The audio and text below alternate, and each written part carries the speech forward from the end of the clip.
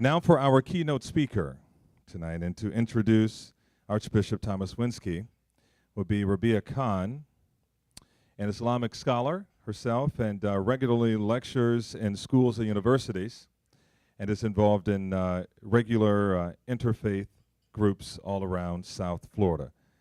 Rabia Khan, to introduce our keynote speaker. Good evening and assalamu alaikum, distinguished guests, Honorable Archbishop, and the community members. I said I must write few words because if I take free time, I take too long sometimes. So I promised myself that I'll read the words so that we don't take too long. I thank, first of all, the Cosmos members and organizers for providing us a platform that brings us together through knowledge of each other and recognizing our potentials in our diversity. Every society or community has its collective memory. Greece has the Iliad and the Odyssey. The US has, among others, Washington and the cherry tree. Benjamin Franklin and his inventions, Thomas Edison, and if that could be counted as a memory, Johnny the Appleseed.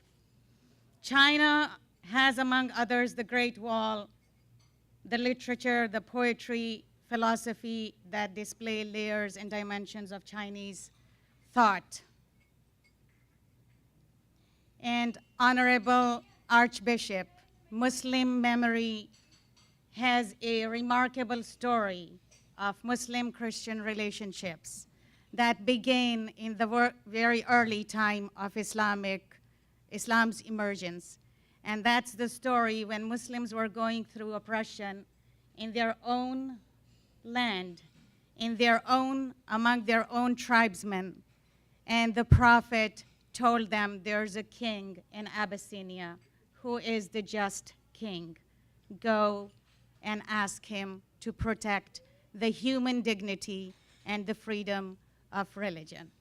So Muslim memory has preserved that, and we teach it to every child who comes to our school, that our relationship with the Christian king of the Abyssinia has been one of the early memories of our religion's emergence. This memory does not simply transmit information from the past to the present. It also transmits responsibilities to us. The great religious traditions have survived across millennia because they express insights that human beings have repeatedly found to be true. Our sacred traditions should help us live more thoughtfully, generously, and hopefully with the tensions of our age. But to grasp that, we must look anew at the very nature of our faith. To reject the sweeping notion that has become popular in recent years and fueled fear and paranoia in our communities, phrases like a clash of civilizations. Religious communities must remain in the vast middle between the poles of competing religious certainties that have hijacked our cultural discourse. As citizens of America, we must ask ourselves what our priorities are and what are the problems we are facing. Religious phobia, groups and movements instrumentalizing the fears of the people, the declining paradox of female happiness in our own country, the issues of the youth, the overuse of painkillers and substances in our populations, young and old, are our issues. And some or all of these issues have the nature that can be addressed physically but more spiritually. Establishing the dignity of difference and healing the fractured world is our shared responsibility. In the shared values of our faith and spirituality, faith is as much about questions as it is about answers. It is possible to be a believer and a listener at the same time, to be both fervent and searching, to honor the truth of one's own convictions and the mystery of the convictions of others. to honor the dignity of difference, and to preserve the identity. I have another scriptural memory from the Quranic text, where Quran explicitly praises the early Christian community and the leadership of the community by saying, ذَلِكَ بِأَنَّ مِنْهُمْ قِسِّيسِينَ وَرُهْبَانًا وَأَنَّهُمْ لَا يَسْتَكْبِرُونَ. That the two qualities that enabled the early Christian community to accept and promote diversity were two, and those were بِأَنَّ مِنْهُمْ قِسِّيسِينَ وَرُهْبَانًا, that they have scholarship amongst them. They have people of knowledge. And number two, that they accept diversity with humility and humbleness. Because if we accept diversity without humility, that means I can tolerate you, but your presence still bothers me. So accepting the diversity with humility and promoting the diversity with knowledge are the two recognized traits of the early Christian community that Quran has praised them for. And I hope that we as a later community can rekindle the memory of these two values again in a world that has lost dignity of difference. The second thing Quran mentions is that God Almighty has created diversity in order for us to know each other. Diversity without knowledge is division and conflict. To address the issues of human dignity, social justice, respect, love, interfaith and intrafaith, both, we need to go back to our spirituality, values, and our theology. The great common values of religion should enlarge, not narrow, our public conversation about all of the important issues before us. They should reframe it. It is my great pleasure and honor to ask you to join me in welcoming the Most Honorable Archbishop Thomas Winsky.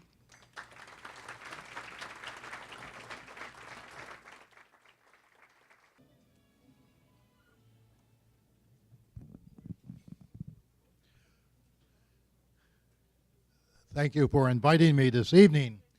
I've been Archbishop here in Miami for almost 4 years, and for the past 4 years I know Cosmos has been inviting me to come to this dinner, and I apologize that it's taken 4 years for me to break bread with you. Fortunately, this year the schedules came into convergence, and those who schedule my life were able to make this date work. Recently, Pope Francis addressed a group of Catholic priests, and he told them that they must build bridges and not walls. And I think these words are valid for all of us. Whether we are Christians, Muslims, or Jews, we are believers, and we are members of one human family. Because of this, we have an obligation to the common good, to justice, and to solidarity. And the first step to building bridges is to talk to each other. Again, to quote Pope Francis, dialogue does not mean renouncing one's own identity when it goes against another's, nor does it mean, for us Catholics, compromising Christian faith and morals. On the contrary, true openness, Pope Francis says, involves remaining steadfast in one's deepest convictions, clear and joyful in one's own identity. This means practically being open to a true understanding of the religion, and convinced that the encounter with someone different than us can be an occasion of growth and a spirit of fraternity, enrichment, and witness. An encounter in which each party sets aside his beliefs, pretending to renounce what one holds most dear, would not be an authentic relationship.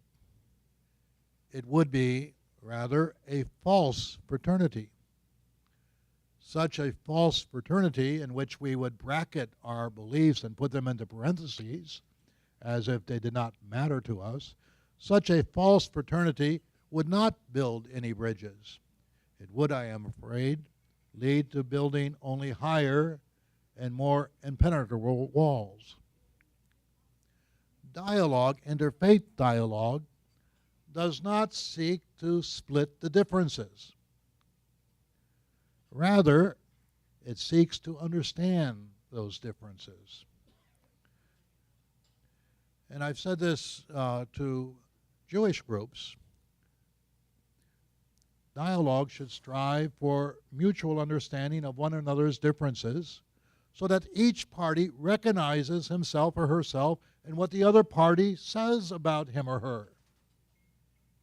In other words, one aim of interfaith dialogue is to achieve that when a Christian speaks about Islam, the Muslim recognizes what the Christian is saying as really representing Islam and not merely a caricature of Islam.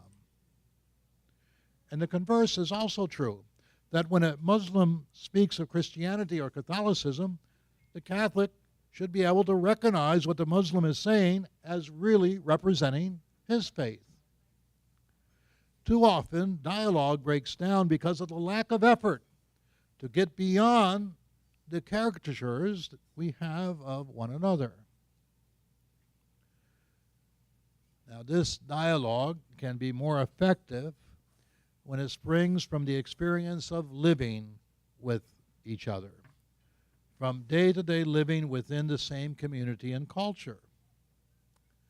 And here in the United States, thanks to the growing presence of Muslims living among us, we have an opportunity to achieve just that. Today in the United States, there are more Muslims than there are Episcopalians. Our national motto is a pluribus unum, one out of many. The diversities of ethnicities and of religions here in America need not be the cause of divisiveness.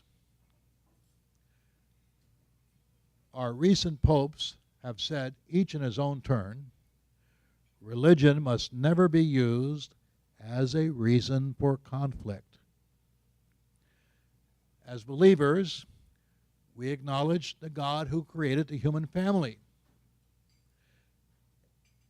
And in doing so, we should also acknowledge that he also created the diversity of the human family.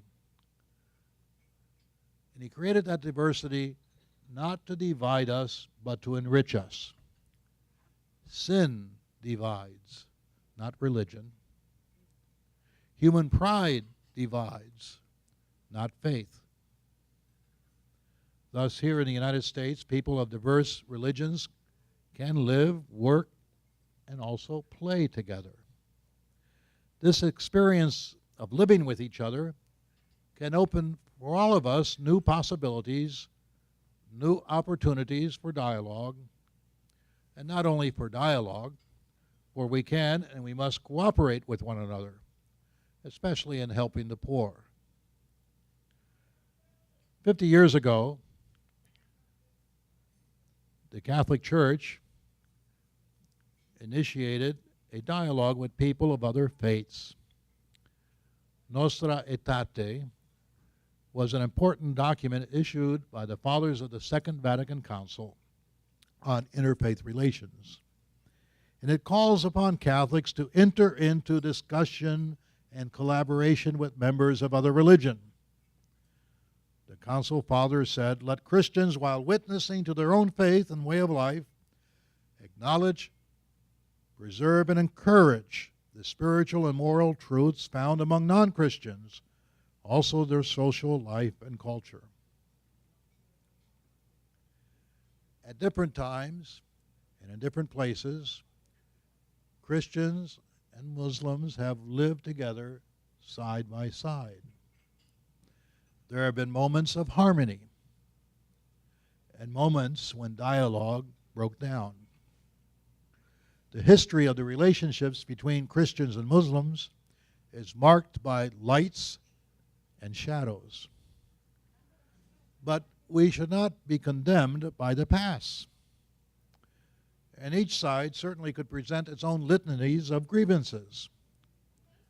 But dialogue does not mean that we deny the pain caused by the past, but dialogue does seek to move beyond it. As the bishop said in Nostra Aetate, over the centuries, many quarrels and dissensions have arisen between Christians and Muslims. This sacred council now pleads with all to forget the past and urges that a sincere effort be made to achieve mutual understanding for the benefit of all men. Let them together preserve and promote peace, liberty, social justice, and moral values. And then the bishops went on to condemn any discrimination against people or any harassment of them on the basis of their race, color, condition in life, or religion. I've already spoken about a natural dialogue of life, that dialogue that emerges where people live together in an open neighborly spirit. I have also alluded to the dialogue that is possible when we cooperate with one another, the dialogue of action, especially as we help those unfortunate and in need. I've also hinted at what could be called the dialogue of religious experience. We recognize each other in the ways we speak about each other. And this comes about when people, rooted in their own religious traditions, share their spiritual riches, their ways of faith, of prayer, and of their search for God. Cardinal Taran, a French bishop who has worked with the Holy See for many years and has been a point person in the dialogue between Muslims and Catholics, he has said many times, we Catholics and Muslims are pilgrims in the search of the truth. Pilgrims in the search of the truth. In this respect, in an increasingly secularized world, which seeks to expel God from human consciousness and to reduce religious faith to merely private sentiment, Catholics and Muslims have made and must continue to make common cause. We have many issues of common concern, not the least among these being the mutual desire to advance peace around the world. We both, Christians and Muslims, represent half of the world's population. And because of our Abrahamic faiths, we share a common understanding of the common good over the celebration of the individual. And the relativism this celebration has engendered in some of our societies, especially Western societies.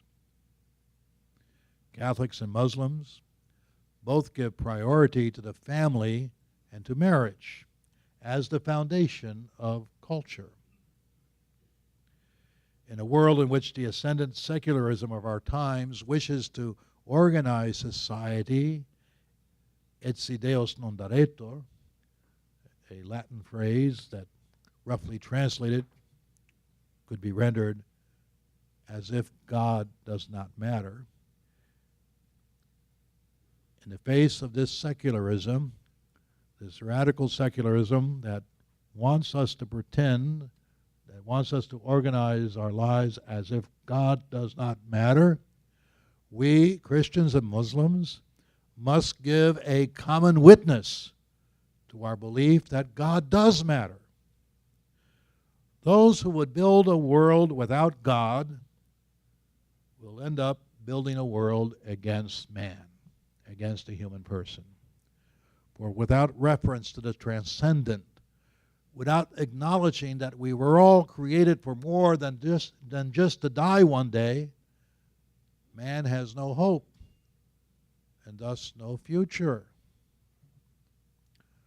As Pope Benedict said many times, a world without God is a world without hope. A world without God is a world without a future. And many of the social pathologies that affect us today exhibit this hopelessness, and those pathologies are only symptoms of this deeper hopelessness. On a national level, the United States Conference of Catholic Bishops, its Secretariat on Ecumenical and Interfaith Activities, has collaborated with national organizations of Muslims, for example, the Islamic Society of North America and the Islamic Circle of North America, and together we have produced documents on education, marriage, and cooperation in the public square. We have also participated with the Islamic Society of North America and its campaign called Shoulder to Shoulder Campaign, which is an effort to stem anti-Muslim sentiment in the public square. Again, there is efforts going on to eliminate the presence of people of faith from the public square. And we should not allow that to happen, because it will impoverish the public square, and it will impoverish the civic discourse of a country. You know, too often we hear people, you know, who are these people of faith to impose their views on us? But if I speak in the public square as a Catholic, or if you speak in the public square as a Muslim, you're not imposing your views. Rather, you're making your proposition. You're proposing your views. And it's in the give and take of dialogue that we can come to an agreement, perhaps. Again, religious faith is not an enemy of such dialogue and of such encounters. Many people forget that the civil rights movement of the 1960s was, in its leadership and in its inspiration, a religious movement. Not a secular movement. It was a religious movement. The people that led those marches through Selma and elsewhere were pastors, rabbis, priests. And the people that followed them were from their congregations and from their parishes. They did not impose their views. They embraced nonviolence. They could not impose themselves. But they made a proposition. And in doing so, they touched the conscience of a nation and changed the nation. That's why religious discourse and religious faith must still have a place in the public square today. Bridges are being built. And they are being built in spite of some rough waters beneath us. But we must continue to build. Let me end with the words of Blessed John Paul II, words that he addressed to Muslim youth in Morocco in 1985. And he said, "Christians and Muslims in general, we have badly understood each other. And sometimes in the past we have opposed and often exhausted each other in polemics and in wars. I believe that today God invites us to change our old practices. We must respect each other, and we also must stimulate each other in good works on the path of God." Thank you.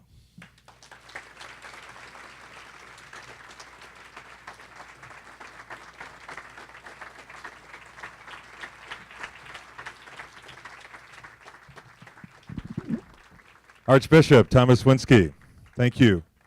Thank you, thank you. Great words from a great man, and had the pleasure of interviewing him in Cuba, in Havana, almost 2 years ago. It'll be 2 years ago in March when Pope Benedict XVI was there. So great. Thank you, Archbishop Thomas Winsky.